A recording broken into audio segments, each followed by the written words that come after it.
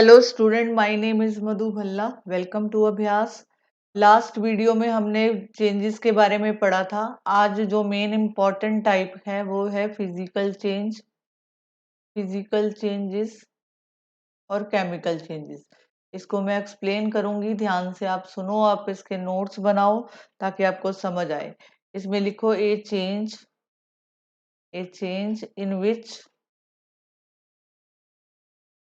A substance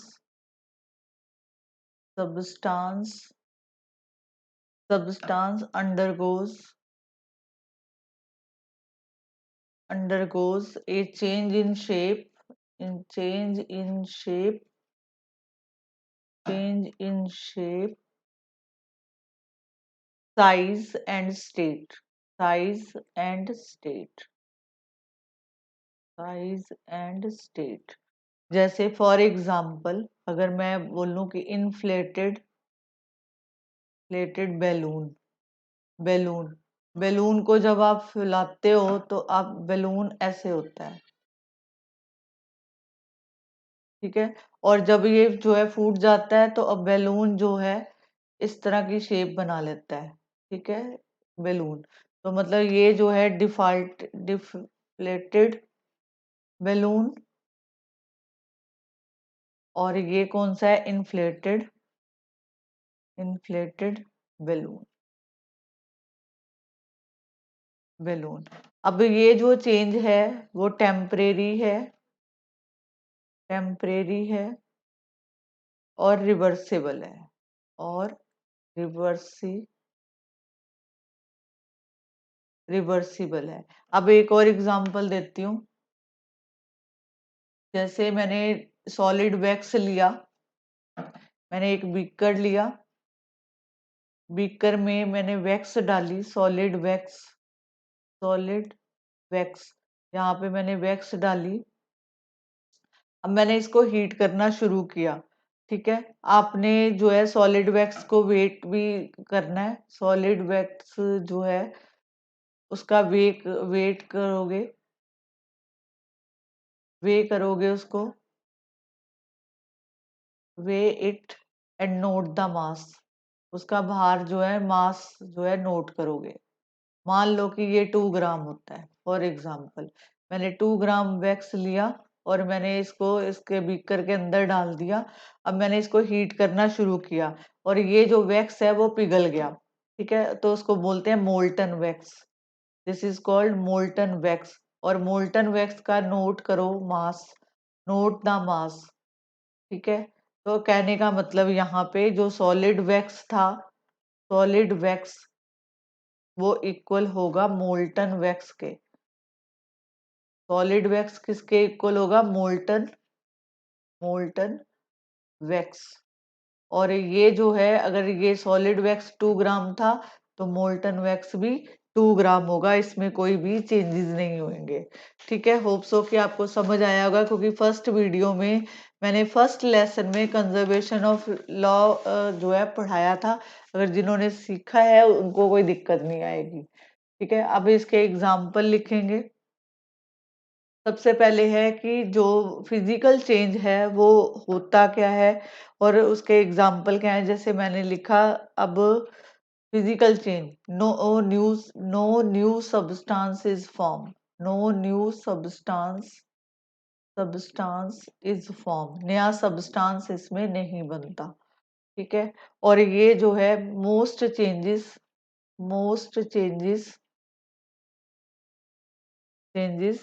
are reversible reversible. और temporary change होता है, टेम्परेरी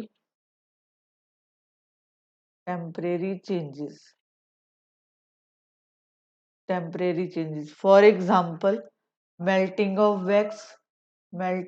वैक्स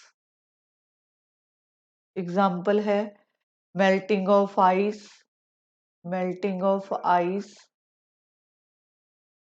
और कटिंग ऑफ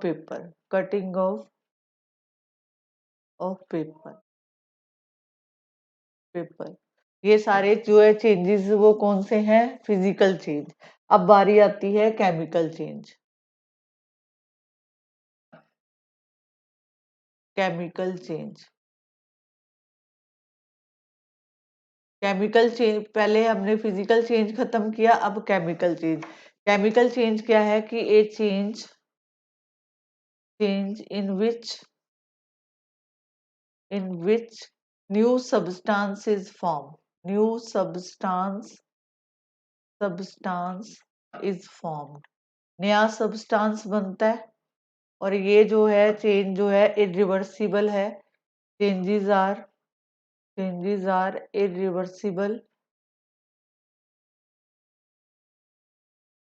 irreversible,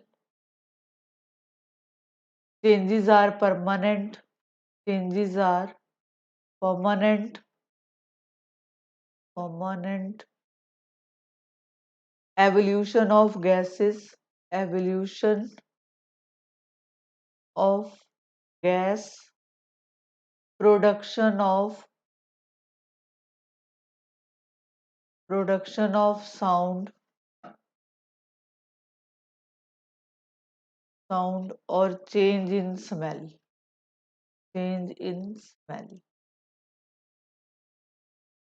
जैसे फॉर एग्जाम्पल, इसका एग्जाम्पल क्या है, cooking of food chemical change है। रस्टिंग ऑफ आयरन ये भी केमिकल चेंज है। स्पॉइलेज ऑफ फूड ये भी केमिकल चेंज है। ठीक है। और आप इसमें जो है, अब इस मेन चीजें इसमें क्या आएंगी वो मैं आपको बताती हूँ। जब कोई भी केमिकल रिएक्शन होता है तो कुछ चेंजेस आपको देखने को मिलती हैं, उसके जो करेक्टरिस्टिक हम बोलते हैं, characteristic of A chemical change, chemical change. अब देखो, मैंने एक बीकर लिया, उसमें कॉपर सल्फेट डाला, ये मैंने लिक्विड डाला कॉपर सल्फेट का कलर होता है ब्लू कलर। ठीक है, इसको बोलते हैं CuSO4 कॉपर सल्फेट का कलर होता है ब्लू। अब इसके अंदर मैंने एक आयरन नेल डाली, आयरन की नेल डाली, आयरन Fe। तो अब इसमें जो है, जो आयरन है वो ब्राउनिश ब्लैक होगा। अब क्या करेंगे, कॉपर सल्फेट को जब आपने रिएक्ट कराया आयरन से, तो ये जो चेंजेस आया इसमें बन गया आयरन सल्फेट प्लस कॉपर। मतलब कॉपर सल्फेट का कलर क्या था, ब्लू कलर था, कलर चेंज हो गया ब्राउनिश ब्लैक आयरन है। और ये जो फेरस सल्फेट बना वो ग्रीन कलर का होता है। और ये जो है कॉपर जो है वो क्या है, रेडिश ब्राउन। कहने का मतलब, जब मैंने कॉपर सल्फेट को के सोल्यूशन में आयरन नेल डाला तो इसमें आपस में रिएक्शन हुआ, रिएक्शन होने पे ये जो सोल्यूशन था वो ब्लू से किस में चेंज हो गया, ग्रीन कलर में। और यहाँ पे जो है इसके ऊपर ब्राउनिश जो है कोटिंग आ जाती है। तो ये रिएक्शन था सबसे पहले कि इसमें जो है उसका कलर चेंज हुआ। ओके। अब आगे जो है, जैसे formation of precipitate, formation of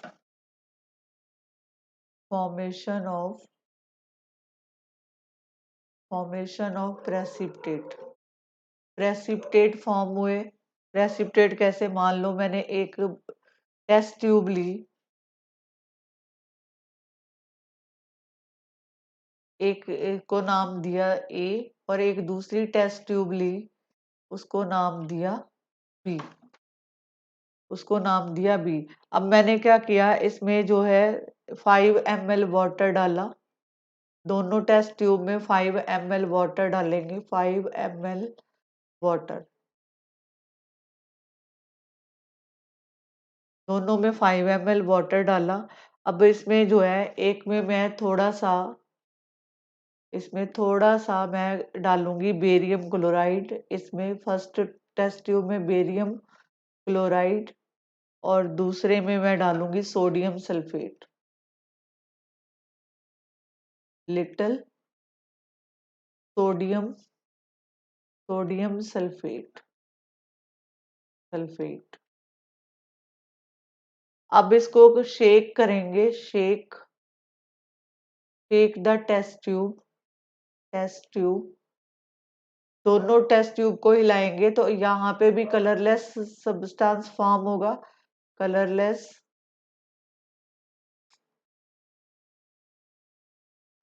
solution form होगा, इसमें भी कलरलेस सोल्यूशन फॉर्म हो गया। अब इन दोनों सोल्यूशन को, इसको और इसको, मतलब बेरियम क्लोराइड को और सोडियम सल्फेट को जब आप मिक्स करोगे तो एक नया सोल्यूशन फॉर्म होगा, बेरियम सल्फेट, जिससे बनेंगे वाइट प्रेसिपिटेट। प्रेसिपिटेट का मतलब होता है जो घुलते नहीं है, ठीक है, विजिबल होते हैं, वाइट प्रेसिपिटेट और सोडियम क्लोराइड जो है फॉर्म होगा।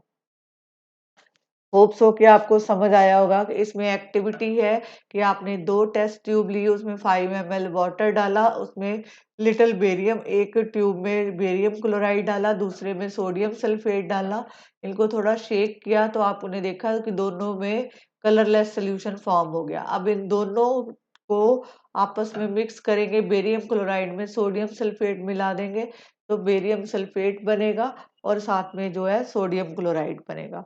अब अगला एग्जाम्पल है evolution of gas, evolution of evolution of evolution of gas evolution of gas. मैंने एक बीकर लिया, बीकर में डल्यूट डल्यूट का मतलब होता है जिस मतलब कॉन्सेंट्रेटेड नहीं लेते, हमेशा डल्यूट, मतलब इसमें पानी की मात्रा ज्यादा है, इसमें जिंक ऐड करेंगे। मैंने ये इसमें जिंक ऐड कर दिया, तो जब मैंने जिंक को डल्यूट हाइड्रोक्लोरिक में ऐड किया तो जिंक क्लोराइड बनाएगा और साथ में हाइड्रोजन गैस जो है इवॉल्व करेगा। अपर का साइन होता है हाइड्रोजन इवॉल्व हुआ, ठीक है, इसमें जो है हाइड्रोजन बनाई। अब है एक्सोथर्मिक रिएक्शन, क्या होते हैं एक्सोथर्मिक रिएक्शन, आर एक्स का मतलब होता है reaction, exothermic reaction a chemical change, जहाँ केमिकल रिएक्शन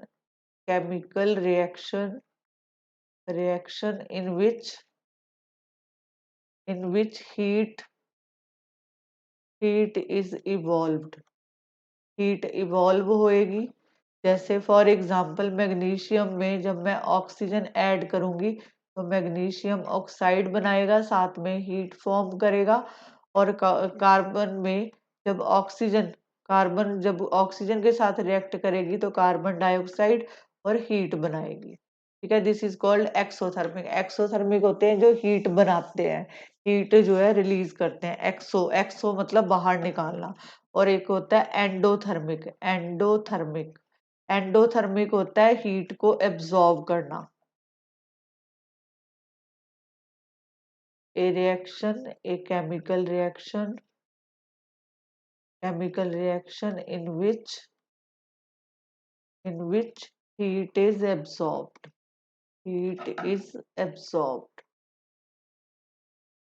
हीट को एब्जॉर्ब करना।